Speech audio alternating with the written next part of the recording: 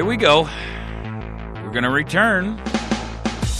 You're listening to America's Voice Now. My name is Michael Evans. I'm your host here.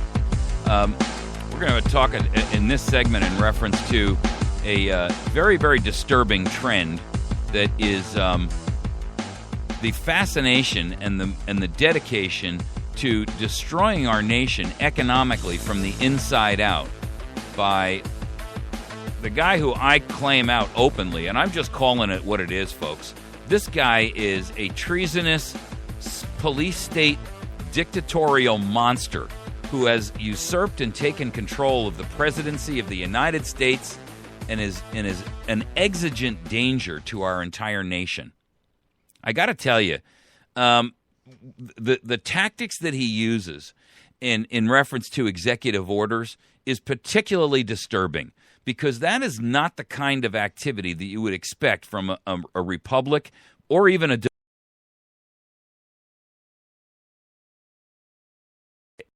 series of such dangerous trends in what's being fostered upon us. Global warming. There's an article out on the UK Mail Online today. Global warming pause may last for 20 more years, and the Arctic sea ice has already started to recover. Warmer temperatures are likely due to a natural 300-year cycle. The actual increase in the last 7 years is lower than most every prediction is made, and scientists are likening the continuing pause to the Mexican wave in a stadium. I don't know what the heck they mean by that. I think they mean that wave when it kind of rolls along. The point is this. What we're seeing is a complete and utter slowdown in what was originally termed to be global cooling, then it was global warming, and now it's climate change because they can't determine whether it's cooling or warming. And so rather than try to let themselves get painted into a corner by their own words, they now use the phrase climate change. Now, Obama yesterday issued an executive order directing government-wide efforts throughout the entire United States of America to begin the preparation in states and local communities for the impact on global warming. This is going to cost us literally millions of jobs, and on top of that, it's going to cost us billions, if not trillions, of dollars. Here's the problem.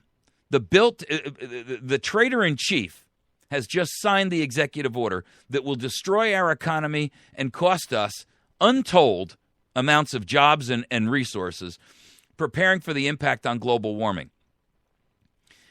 I'm so disappointed and I'm so disgusted with the lack of will in this country to stand up to this man.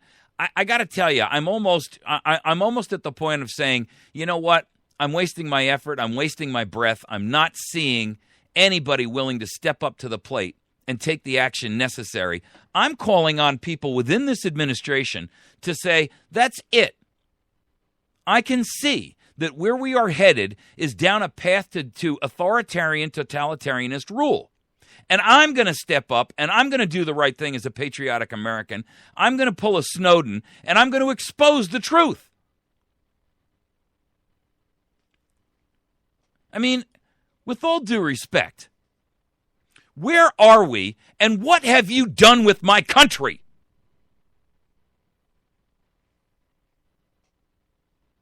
Are there any men left in the United States of America? Is there any courage? Or is everybody just a pill-laden, television-monitoring retard? I'm telling you, it's beyond the comprehension of many people in the United States right now that we cannot seem to foster enough people to get together who have the will to say, we are going to be massively civilly disobedient, and we are going to take this nation back by hook or by crook. We're going to camp out, park down, lock this thing down, and freeze commerce until we starve this beast to death. I'll tell you what you're experiencing right now is going to go down in history books, assuming that we do not all end up capitulating to slavery. It's going to go down in history as the generation that watched their freedom and their liberty slip through their hands like grains of sand.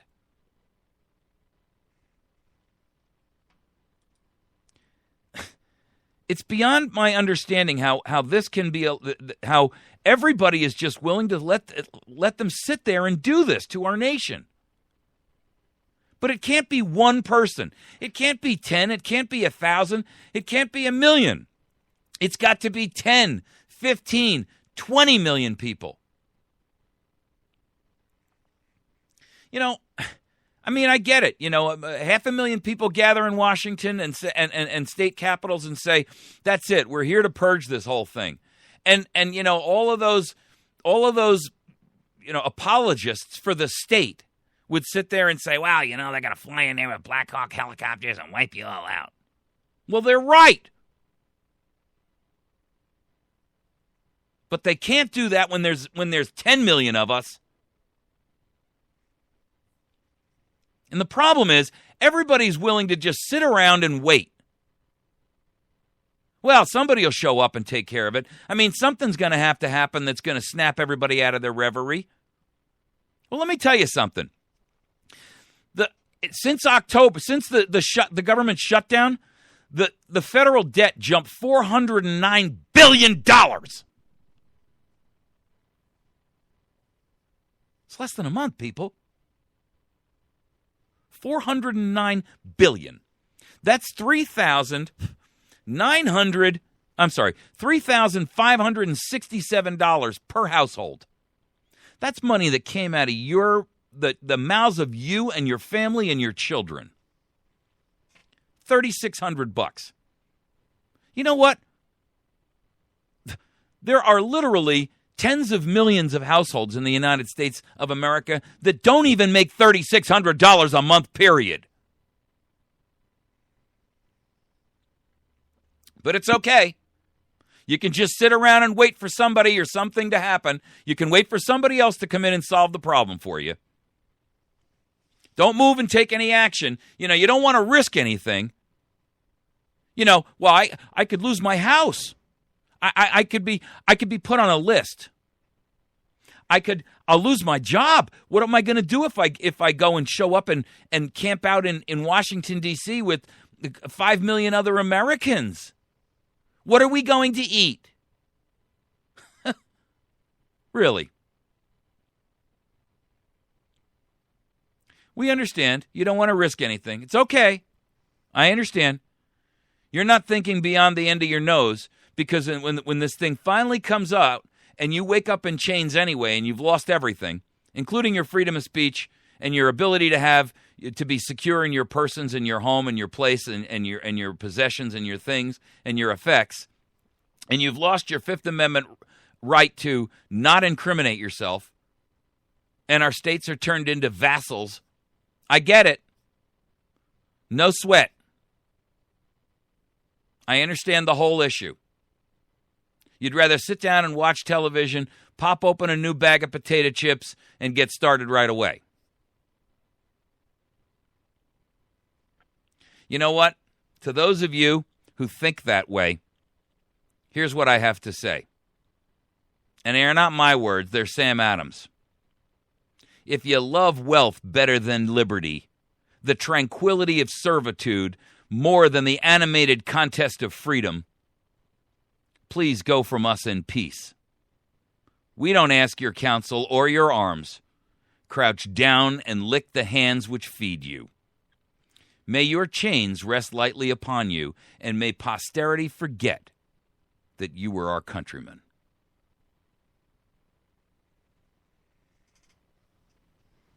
America, the entire nation, the fabric of our society, the rule of law, the Constitution itself, the Bill of Rights, the Declaration of Independence, it's all coming apart.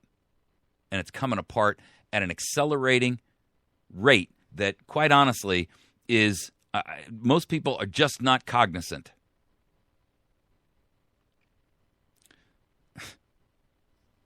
The police state is surrounding you. The FBI announces that they're seeking video recognition technology that will automatically ID suspects based on your gait, on your walk, based on your physical body movements.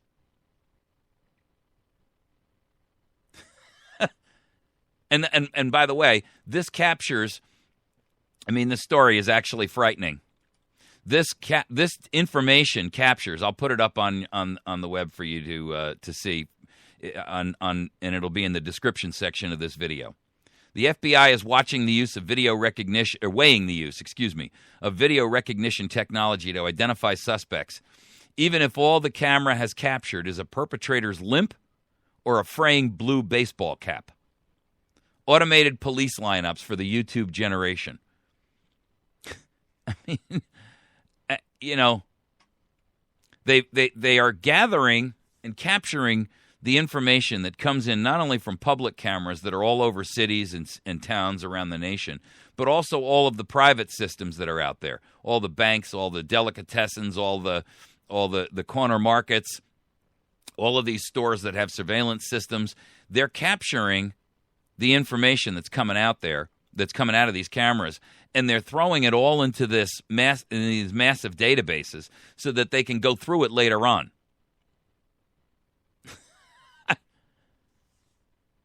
I mean, you got to be kidding me, America. Jay Stanley, he's an analyst at the ACLU. And, lately, the ACLU has done a better job of standing up for Americans' freedom of speech than the Republicans have. In fact, the Republicans are most of the ones who want this. You want to talk about betrayal and treason? They're the ones who gave us the NDAA and the Patriot Act. Yeah, the Democrats contributed to it. But, let's be candid. If you don't believe that the Republicans and the Democrats are all marching us towards the same door, you're an idiot.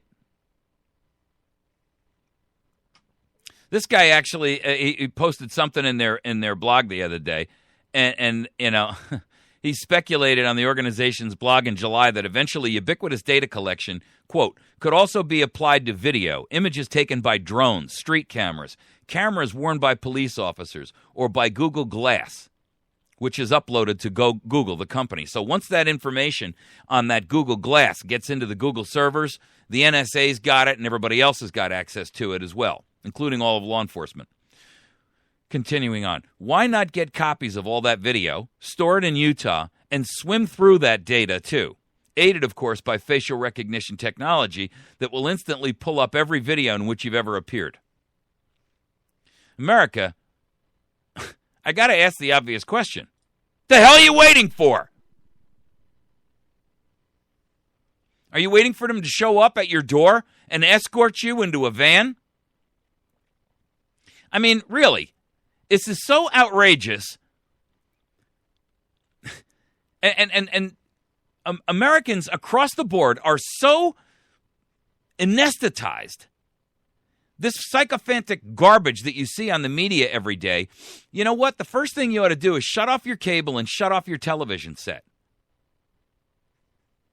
I mean, it's really beyond the pale. I'm actually at the point where I'm beginning to question my own motivations in what I'm doing, because I see Americans everywhere. I mean, you go out there and poll people on the street, and most of them, ask them 5 questions, and most of them 90% won't have an answer to 5 out of the 5. They won't even know what's happening. I challenge you to try it. Go talk to the people that you work with. I mean, really. You know what this reminds me of? Martin Niemöller. Here's what he said. First, they came for the communists, but I wasn't a communist, so I didn't speak out. Then they came for the socialists and the unions, but I was neither, so I didn't speak out. Then they came for the Jews, but I wasn't a Jew, and so I did nothing.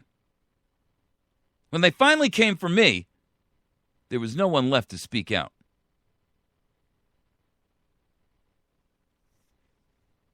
He recited that for the first time when he returned to Dachau after the liberation in 1945. He was arrested because he was an outspoken pastor in 1937, long before the 1939 start of World War II by the Nazis.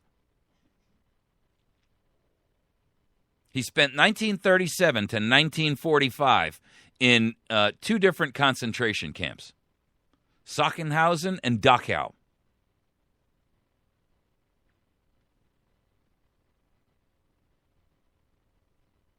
So I got to ask you the obvious question posed by Edmund Burke, who was a Brit, but strongly believed in the American ideals and the founders' viewpoints. And he made a very, very clear declarative statement that should be the motto for every man alive, every man of courage, every man of conviction, every man of strength, every man of foresight. The only thing necessary for the triumph of evil is for good men to do nothing.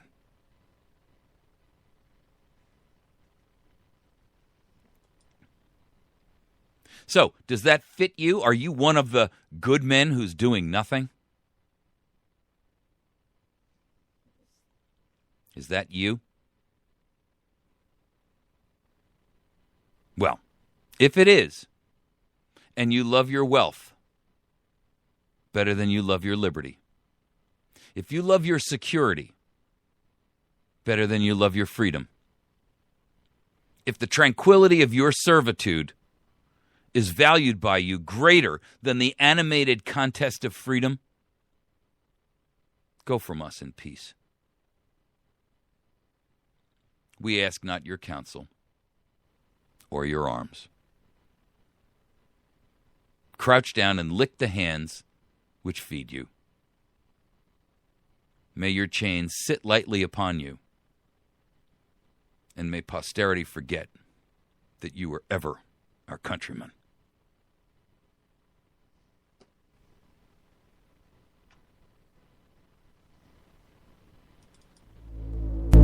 You've been listening to America's Voice Now. My name is Michael Evans. And yes, I'm upset. Yes, I'm frustrated. Yes, I'm seeing danger. Exigent danger. Now. Yes, I'm Paul Revere, standing on the rooftop, screaming for all I'm worth. America, awaken. Arise. Speak out. Even when your voice shakes. We'll be right back.